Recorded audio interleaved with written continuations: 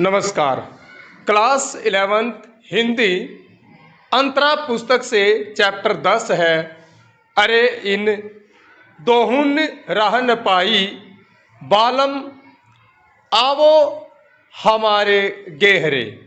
इसके प्रश्नोत्तरों का अध्ययन करेंगे। प्रश्न 1 है, अरे इन दोहुन राह न पाई से कबीर का क्या आशय है और वे किस राह की बात कर रहे हैं। इसका उत्तर है, कबीर ने हिंदुओं और मुसलमानों द्वारा अपनाई जाने वाली आडंबर पूर्ण भक्ति पद्धति की ओर संकेत किया है।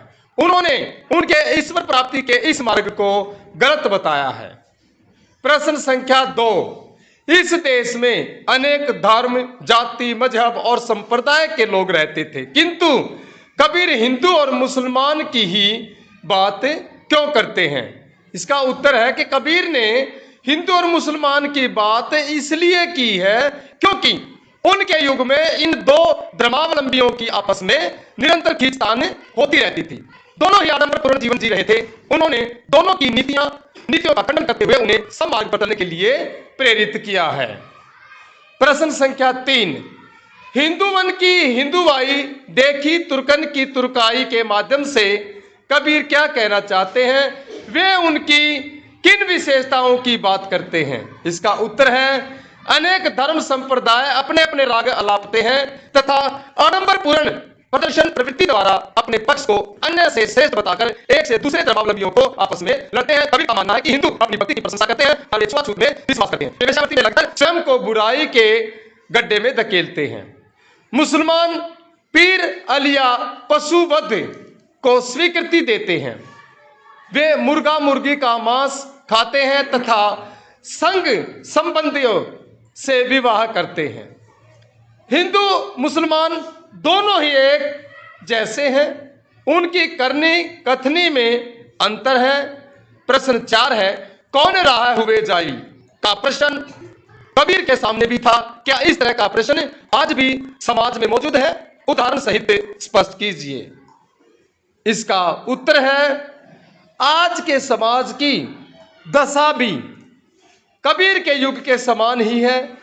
अनेक धर्म संप्रदाय अपने अपने राग अलापते हैं तथा आडंबरपूर्ण प्रदर्शन प्रवृत्ति द्वारा अपने पथ को अन्य से श्रेष्ठ बताकर एक से दूसरे धर्मावलंबियों को आपस में लड़ाते हैं। डेरों, अखाड़ों, मठों, मजारों आदि के नाम पर लोगों को लूटने और पथ भ्रष्ट करने की अनेक घटनाएं प्रतिदिन समाचार पत्रों में देखी पढ़ी जा सकती हैं। प्रश्न 5 है, बालम आवो हमारे गेहरे में कवि किसका आह्वान कर रहा है और क्यों? उत्तर है, इस पद में कवि ने परमात्मा रूपी प्रियतम का आह्वान किया है। उनके वियोग में कवि की जीवात्मा विरह व्यथा से व्याकुल हो रही है। उसकी विरह संतप्त आत्मा को परमात्मा से मिलकर ही शांति मिलेगी, इसलिए वह उन्हें अपने पास बुला रहा है। प्रश्न संख्या 6 है, अन्न न भावे नींद न आवे का क्या कारण है? ऐसी स्थिति क्यों हो रही है?